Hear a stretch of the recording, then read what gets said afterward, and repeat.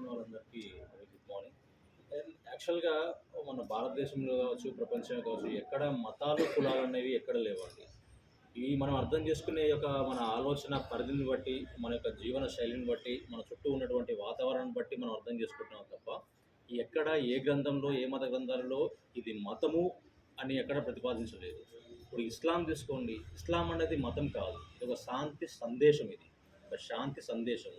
అది ఎవరిచ్చారంటే the almighty God, ఎవరైతే మనం అరబిక్లో అల్లా అనుకుంటున్నామో, అల్లా తన మెసెంజర్స్ ద్వారా, తన ప్రాఫిట్ ముహమ్మద్ సల్లల్లాహు అలైహి వసల్లం ద్వారా ఇచ్చినటువంటి ఆ శాంతి సందేశాన్ని ఎవరైతే పాటిస్తున్నారో వాళ్ళని మనం ముస్లిమ్స్ అంటున్నాం.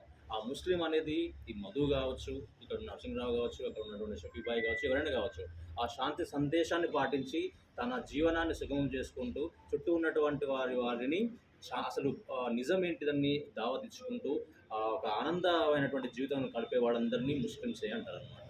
సో అది ఒక శాంతి సందేశమే తప్ప ఒక మతం కాదు. హిందూ మతం అనేది కూడా ఎక్కడా లేదండి, ఏ గ్రంథంలో పేర్కొనబడదు. సనాతన ధర్మం అనే పేర్కొనబడింది. ధర్మం సనాతన మీన్స్ మంచిది, అనాతన మీన్స్ ఎప్పటి నుంచో వస్తున్నది. ఎప్పటి నుంచో వస్తున్నటువంటి ధర్మాన్ని అందరూ పాటించడం చెప్పింది కూడా సనాతన ధర్మమే, హిందూ ధర్మం. అండ్ ఇంకా క్రిస్టియానిటీ కూడా ఇట్స్ నాట్ ఒక మతం కాదు. క్రిస్టియానిటీ అంటే క్రీస్తు చెప్పినటువంటి ధర్మ మార్గాలను పాటిస్తూ ముందు జీవనాన్ని కొనసాగించేటువంటి ఒక సమూహాన్ని క్రిస్టియానిటీ అని పేర్కొనడం తప్ప ఇక్కడ ఎక్కడ మతాలు లేవు, కులాలు లేవు. మనం చేసినటువంటి పనులు బట్టి, మన ఆలోచన విధానం బట్టి, మనం చేసిన దాన్ని బట్టి మనం డివైడ్ అయ్యామే తప్ప మన అందరం ఒకటే. ఈవెన్ బైబిల్ తీసుకోండి, బైబిల్ తీసుకుంటే యెహోవా ఒక్కడే అంటారు అనమాట. సరే, అది అరామిక్ లాంగ్వేజ్ కావచ్చు, అరబిక్ లాంగ్వేజ్ కావచ్చు, ఇంక ఇటాలియన్ కావచ్చు, సాంస్క్రిట్ కావచ్చు.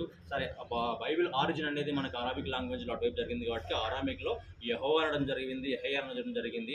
యెహోవా మీన్స్ ఇస్ ఒక్కడే అనడం అనమాట. అండ్ మన భగవద్గీత తీసుకోండి, ఏకం బ్రహ్మం ద్వితీయం నాస్తి, బ్రహ్మ ఒక్కడే, దేవుడు లేడు. బ్రహ్మ మీన్స్ క్రియేటర్, పుట్టించేవాడు ఎవడు? దేవుడు. అది ఒక్కడే అని చెప్తున్నాను అనమాట.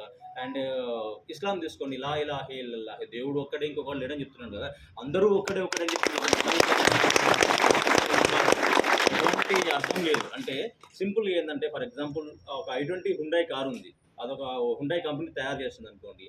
అండ్ నేను ఒక పర్ఫెక్ట్ డ్రైవర్ని, నేను డ్రైవింగ్ రూల్స్ ప్రకారం నేర్చుకున్నా, డ్రైవింగ్ లైసెన్స్ తీసుకున్నా. అండ్ మా ఫ్రెండ్ ఒక ఆయన ఇప్పుడిప్పుడే నేర్చుకుండు, ఇంకొక 50 సంవత్సరాల నుంచి నేర్చుకుండు.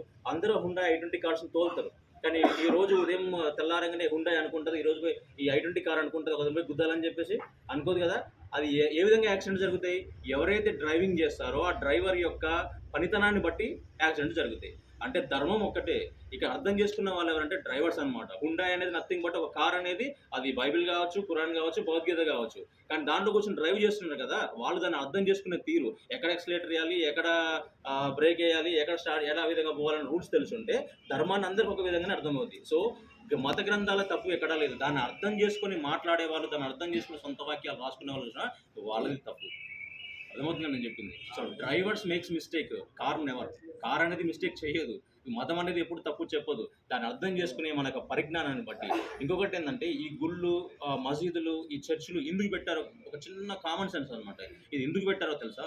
నా ఆలోచన విధానం వేరు, నేను దేవుడు అంటే ఇంకా వేరేది అనుకుంటా, లేకపోతే సమాజం అంటే ఇంకో నాకు వేరే కాన్సెప్ట్ ఉంటుంది. నాకు అర్థం చేసుకునే విధానం వేరు. ఎందుకంటే నాకు మా అమ్మ నాన్న చదువుకోలేకపోవచ్చు, లేకపోతే బాగా చదువుకున్న వాళ్ళే ఉండొచ్చు. ఒక్కొక్కరు డిఫరెంట్ ఫ్యామిలీస్కి మనకు ఉన్నటువంటి సోషో ఎకనామికల్ ప్రాబ్లమ్స్ వల్ల అండ్ మనకున్నటువంటి పరిస్థితుల వల్ల అర్థం చేసుకునే సామర్థ్యము, భాషా పరిజ్ఞానము అండ్ మత గ్రంథాల్లో వచ్చినటువంటి ఏవైతే ఉన్నాయో అవి డిఫరెంట్గా ఉండొచ్చు. దాన్ని అర్థం చేసుకోవాలంటే ఏం కావాలి? మనకంటే ఎక్కువ అర్థమైనటువంటి పండితులు కావచ్చు, ఇమాం సాబులు కావచ్చు, పాస్టర్స్ కావచ్చు, పురోహితులు కావచ్చు, గురువులు కావచ్చు, వాళ్ళు కావాలి. మరి వీళ్ళందరూ మన ఇంటికి వచ్చి చెప్తారా? చెప్పరు కదా. మన అందరం ఒకే దేవుడిని పూజిస్తానికి ఎక్కడికి పోతున్నామో ఆ కామన్ ప్లేస్ ఏంటిది? గుడి కావచ్చు, చర్చ్ కావచ్చు, అండ్ మసీద్ కావచ్చు. అక్కడికి పోతే సామూహికంగా ఒక అందరూ గ్రూప్ ఏర్పడుతుంది. ఆ గ్రూప్లో విషయ పరిజ్ఞానం ఎక్కువ ఎవరైతే ఉన్నారో వాళ్ళు మనకు వచ్చిన డౌట్స్ని క్లారిఫై చేయడం వల్ల మనం ఈజీగా తెలుసుకోవచ్చు అనమాట. అంతే తప్ప మేమంతా ఒకటే గ్రూప్ కాబట్టి ఒక దగ్గరికి పోయి మదతు చేస్తున్నాం, ఒక దగ్గరికి పోతున్నాం చెప్పుకుంటాను కాదు. చివరిగా ఏంటిదంటే, శాంతిగా జీవనం సాధించడానికి మన గ్రంథాలలో ఏమి చెప్పబడింది అది తెలుసుకుంటానికి, అది కరెక్ట్గా తెలుసుకుంటానికి. అంతే తప్ప దీంట్లో డిఫరెన్సెస్ కానీ, దేవుడు మీ దేవుడు మీకే, మా దేవుడు మాకే, దేవుడు ఒక్కడే. ఇప్పుడు ఫర్ ఎగ్జాంపుల్ మనం ఇక్కడ కీసర్లో ఉన్నాము, ఆంధ్రప్రదేశ్లో, తెలంగాణలో ఉన్నాము. ఏ భాష మాట్లాడతాము? తెలుగే మాట్లాడతాము. అండ్ అమెరికాలో ఉన్నవాడు ఏది మాట్లాడతాడు? ఇంగ్లీషే మాట్లాడతాడు. అండ్ ఇస్లాం కంట్రీస్లో ఉన్న వాళ్ళు ఏమాడతారు? అరబిక్, హిందీ అవి మాట్లాడతారు అన్నమాట. అంటే మనుషులు ఒక్కలే, కానీ వాళ్ళ యొక్క పుట్టిన ప్రదేశాలను బట్టి వాళ్ళు మాట్లాడే భాష వేరు, కానీ భాషలో ఉన్నటువంటి మీనింగ్ ఒకటే. అది ఎప్పుడు తెలుస్తుంది అంటే, నాకు ఒక ఇంగ్లీష్ మంచిగా అర్థమై ఉంటే వాడు ఏది మాట్లాడినా నా భాషలో కన్వర్ట్ చేసుకొని నా భాషలో ఉన్నటువంటి లాంగ్వేజ్ని ఉపయోగించుకుంటా. అంతే తప్ప అక్కడ గాడ్ అంటే ఇక్కడ ఇంకేదో అనే మీనింగ్ కాదు, ఇక్కడ దేవుడు అంటే ఇంకేదో మీనింగ్ కాదు. ఏదైనా ఒకటి పుట్టించేవాడు, తీసుకువెళ్ళేవాడు, మనం కాపాడేవాడు వాడు ఒకటే. అది ఒకటే దేవుడు, అందరూ ఒకటే. ఇంకో కామన్ థింగ్ ఏంటంటే, and there is no Muslim, there is no Hindu. ఇక్కడ హిందువులు, ముస్లింలు అండ్ ఇస్రాయిల్, సిక్కులు ఎవరు లేరు. అందరూ ఒకే వ్యక్తి, ఒకే ఇద్దరు వ్యక్తుల నుంచి మనం మీన్స్ పుట్టించబడ్డాము. ఆ ఇద్దరిని చేసింది కూడా ఒకళ్ళు. అది హిందూ మత గ్రంథమైన, బైబిల్ అయినా అండ్ ఖురాన్ అయినా సరే. ఖురాన్లో కూడా ఆదం అలైహిస్సలాం, నెక్స్ట్ ఈవ్ వాళ్ళు, అండ్ బైబిల్ ప్రకారం ఆడమ్ అండ్ ఈవ్, అండ్ మన దాని ప్రకారం ఉన్నటువంటి మునీలు, మునీశ్వరులు ఎవరైతే ఉంటారో ఆ ఇద్దరి వల్లనే టోటల్ ప్రపంచం వ్యాప్తి చెందింది. అంటే we are belongs to one family. మన తల్లిదండ్రులు ఒకళ్ళే, మన పూర్వీకులు ఒకళ్ళే, అందరం అన్నదమ్ములే. కాకపోతే పుట్టిన ప్లేసు, మనకున్నటువంటి భాషా పరిజ్ఞానం, మనకున్న జీవన శైలి గురించి మనం డివైడ్ చేయబడ్డమే కాదు. ఈ డివైడ్ అయినప్పుడు మళ్ళీ యూనిట్ కావాలంటే మనకేం కావాలా? సిమిలారిటీస్ కావాలా.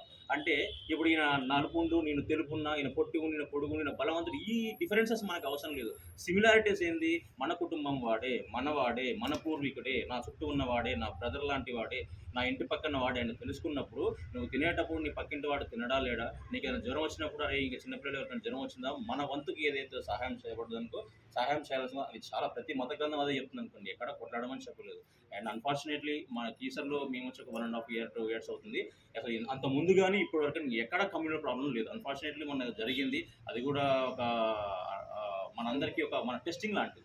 అంటే అది జరగాల్సిన సిచ్యువేషన్ జరగకూడదు, తర్వాత పక్కన పెడితే ఒక విషయము, ఒకటి ఏదైనా ఒక ప్రతికూల పరిస్థితులు ఎదురైనప్పుడు మన స్వభావం తెలుస్తుంది. మనిషి యొక్క స్వభావం రెండు విధాలు తెలుస్తుందండి. ఒకటి ఒంటరిగా ఉన్నప్పుడు వాళ్ళ ఆలోచన విధానము, రెండోది వానికి బాగా కోపం వచ్చినప్పుడు ఏ విధంగా ప్రవర్తిస్తున్నది. మన సిచ్యువేషన్ జరిగినప్పుడు చాలామంది పెద్దలు, చాలామంది మన సోదరులు అండ్ సవర్గా ఉండి, అంటే దాన్ని శాంతియుతంగా ఉండి దాన్ని ముందుకు తీసుకెళ్లారు. అంటే సిచ్యువేషన్ జరిగినప్పుడు మీరు ఏ విధంగా రియాక్ట్ అవుతారు అనేది అల్లాహ్ తాలా మనకి ఇచ్చినటువంటి ఒక ఎగ్జామినేషన్ తప్ప ఇప్పటి నుంచి ఈ రంజాన్ అనేది నాట్ ఓన్లీ